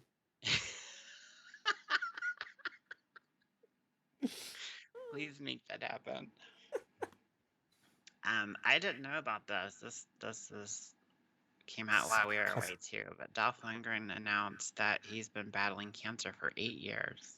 Oh snap! He's in Expendables 4 still. I can't wait for that. I love the Expendables movies. Mm-hmm. I really do. My favorite was when Chuck Norris showed up and he made a Lone Wolf McCrae reference. Yep. And I was like, that's the best thing ever. That's I all love I needed. 3. I love 3 because Antonio Banderas, he wanted to be a part of the crew so badly, and then he finally was, and he was so happy. He was amazing. And then Ronda Rousey was whooping motherfuckers' asses. Yep. Those movies are amazing. I don't have a bad thing. The only bad thing to say is a stuntman died during the second one. Yeah. That's unfortunate. It's sad, but those movies are amazing. I'm glad they're making a sequel. Mm-hmm. The trailer came out. I haven't watched it yet. I'll probably watch it tonight. This one, we were both like tweeting about this. I said stuff about it on Facebook and stuff, but I don't understand it. Apparently, Emilio Estevez wants to make 3 more Young Guns movies, and he's ready to go. Right. I think I do remember saying this. And then we're all like, but they're dead. Yeah. And I'm not saying in any way, shape, or form that I'm a Billy the Kid expert. I will say this. I live in the he's famous for the Lincoln County Wars. I live in Lincoln County. We learned about him in school. I live literally next door. If you Google my address, I literally live next door to the Billy the Kid Museum. Really? Yeah, literally. You go out the gate, it's to the left. Is it the shit? I've never been in there. I don't know their hours and stuff, but I've seen documentaries and other Billy the Kid movies. There's nothing left. Those 2 movies that they made was basically the whole story. They left out some of the characters, and they got some of the people's ages wrong and stuff like that, and some of the characters were made up. Right. Other than that, they did the Lincoln County Wars in the first one, and then the one after that was, what happened after Lincoln County Wars and Pat Garrett and all that stuff, and then he died. Yeah, there was this conspiracy, maybe this guy named Bushy Bill Roberts that asked to be pardoned for Billy the Kid's crimes. Said he was Billy the Kid. People didn't believe it, and he died in Texas. But, that's basically the whole story. Like, the only really other kind of movie you could make is a prequel about him growing up in New York, moving out west to Arizona, getting in trouble there, moving to New Mexico. But the 3 movies? Well, if he's talking about, because remember, Emilio Estevez now, he's more of a like a producer director kind of. Director, yeah. Yeah. So if he's talking about like, oh, I'm gonna redo Billy the Kid movies and these Young Gun movies and cast new people to, because he can't, of course, he can't play He Billy the doesn't. Kid. He doesn't look like Billy the Yeah. Kid. And he used to. He used to uncannily look like Billy the Kid. There's that Mm-hmm. scene in the second one where he peers his head around the wall. He's like a spitting image of him. Like, the only difference is Billy the Kid had bad teeth. Didn't they all? I mean, he had like buck teeth. Like it was really noticeable. There's only two known pictures of him. There's the famous one where he has they were deputized. He had the badge and the gun. That's like the main picture. And if you go to the Billy the Kid Museum by my house, that's what you see outside is that picture. Ooh, The shit, other yeah, I'm one, seeing right now. He ugly as hell. yeah, Damn, there's a picture of Barry Cogan though, looking like like he does kind of pull off. You see, if you make a new movie, you get Barry Cogan, who played like Joker in the Batman. He and could play. the He could play only Billy other the Kid. picture that they've ever found of him, it's during the day. It's outside, and it's him and some other people playing croquet, and you can really see his teeth there. They they had Billy the Kid looking like a fucking playboy, and this whole time he looked bogus as shit. But yeah, the only way you could make three movie like a trilogy or something, start from the beginning. Start from because he was originally from New York. Start there. Like he's born, he's a kid. He moved out west, like a lot of people did. He ended up in Arizona, and go from there. Like yeah, I could see that. And there was a bunch of regulators. I think there was like 12 of them. One of them was an old man, and they got a lot of the regulators, most of the regulators, Billy the Kid, they all died, of course. The only regulator that lived was the old man for some reason. So the stories that we get that we know about Billy the Kid and the regulators and the Lincoln County War and all that stuff was from the old man that was a regulator. He told the story. I always thought that would be a cool movie. Have him, the old Telling man the that was story. a regulator, yeah, have Yeah, him tell the story and then just do flashbacks. I'm down for that. That's good And shit. then Get it. have like the actual all 12 regulators. And some real cool action. They redid Magnificent Seven. It was fantastic. Redo Young Guns. That's one of the I still love, of course, like Lonesome Dove and Tombstone and Young Gun. Those are like my favorite westerns. But Magnificent Seven, amazing. I have Mm-hmm. nothing bad to say. So go with that. My favorite is when they're giving the Native American guy shit, and he starts giving him shit back after like not speaking a word the entire movie. I was like, that's really funny. That's how like if you hang around guys, the way guys joke around and stuff and give each other shit, like that was true to life. Yeah. Men. Yeah, Men. The fuck. yeah. I hope if Emilio Estevez, if he does do this, I hope they're not sequels. I hope it's a complete retelling. That's what I want. If it's that sense, cool. Go ahead. Have him be involved. I mean, he knows it best. While we were discussing this earlier, I was looking on Voodoo to see if they had the movies show up, but they're not even available to buy. I was like, motherfuckers, why are you even here? Being from New Mexico, you had to own them on VHS and DVD. I remember seeing these because my brother was a big fan of the Young Gun movies, so he loved them, and that's why I saw them. Even with the inaccuracies and stuff like that, I still love them. It still Good. tells, the main story of it. And what's crazy that where all most of that happened in Lincoln, New Mexico, it's not even an hour from here. It's still the Lincoln County Wars really fucked up that town, and it never grew. They never had like people come in and build new buildings and things like that. So it still looks like it did back then. I mean, they've done like some modern things where they have parking and there's signs and stuff outside and things, but there's the I can't remember his name, John something, whatever, the guys that the regulators worked for, his store is still there, has a sign. You go in there, it has historical stuff. And then the other guys, the Irish guys that they got in the war with, their store is still there, it has signs, you can see all that stuff. But people live there, it's still there, you know, but it never grew or anything. Like the house that burnt down, all that stuff, like that's still an empty lot. You're not It's telling me what really I want to sad. hear though. What I wanted to hear was that it's there and these people do reenactments like every fucking day. Honestly, I think they do. I think there's something like that. I know there's also like a horse carriage ride that you can rent for the day, and they'll ride you through Lincoln County and show you like sights from the Lincoln County War and Billy the Kid and all that stuff. But I want to go there, walk into a saloon, sit down, take a drink, and then a bar fight just happens around me. You know, they reenact it. They're just throwing people out. Then yep, I walk outside and I see like a fucking like a high noon showdown. You know, a shootout yep, happening and shit like that. And it's like I haven't seen Westworld, but I've seen like the first two episodes. It's like that, you know. I'm going into this place and then I'm just living in this reenacted world. But instead of yep. androids and shit like that, they're Yes. actually humans reenacting everything, like medieval times, you know. But And for absolutely no reason, Tom Cruise will have a cameo.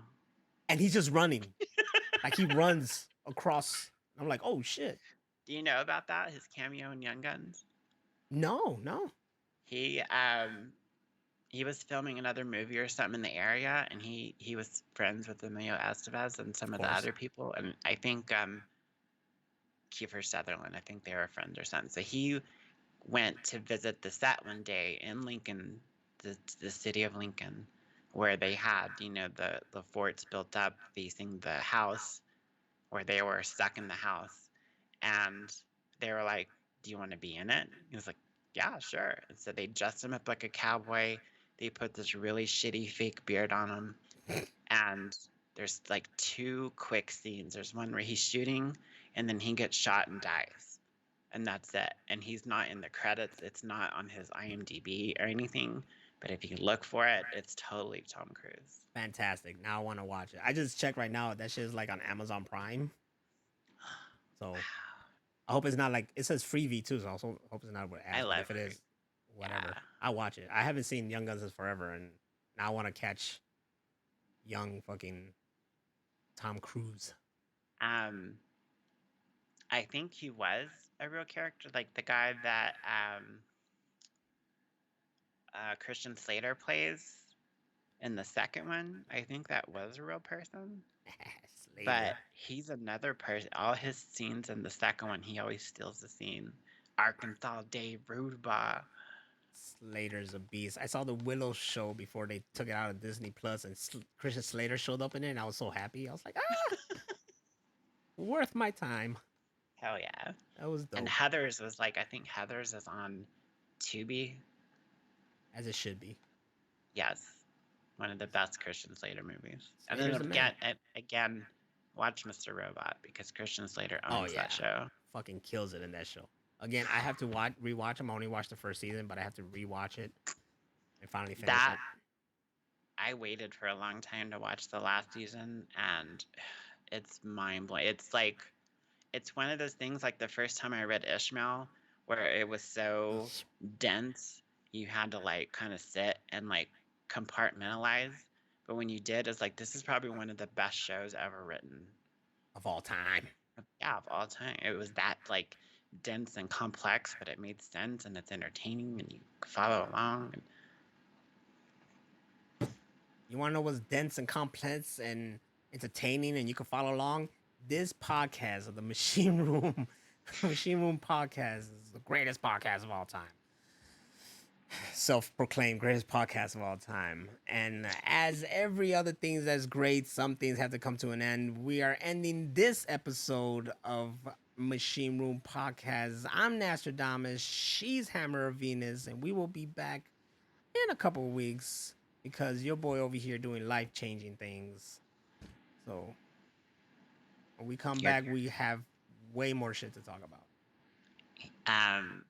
For people that don't know, he's getting married in Florida, which always reminds me of Mallrats, where he was taking his girlfriend to Orlando to propose to her when Jaws popped out of the water. Damn it, I should have done that. Should have done that. I should have done that. But yes, we are done for the night, King Diabetes, but we're sure as hell not done in life. We will be back once again here in the Machine Room Podcast. So, as always, catch us wherever podcasts can be heard. You can watch us on Spotify along with listening to us. You can watch us on YouTube. It's all down here at the bottom of the screen, everybody. Real Machine Room. Our Instagram, since we got it working again, it's popping. We're getting a lot of followers and stuff. There you go. And people like photos and comments, and so check out our Instagram because Twitter is evidently dead. Apparently. I mean, I still go to it. That's where I get all my information. That's where I found out the Iron Sheik died, baby. So, in the words of the Iron Sheik, keep watching us or we fuck you in the ass and then we put you in a camel clutch and make you humble. Fuck you, fuck you, Hulk Hogan. And go watch Young Guns. Go watch Young Guns. And while you're watching Young Guns, just keep telling Hulk Hogan, fuck you. Motherfucker. Fuck you, Hogan. Everything you stand for. Love you, Iron Sheik. But still, if I met Hulk Hogan in real life, I'll geek out. I'm just like, I'll be like, oh shit, brother. But then when I walk away from him and then get in the car and go away, I was like, bitch ass Hogan. I just want to be like that kid and just not say a word and just look at him and go, let me tell you something, brother. And then he's gonna leg drop you.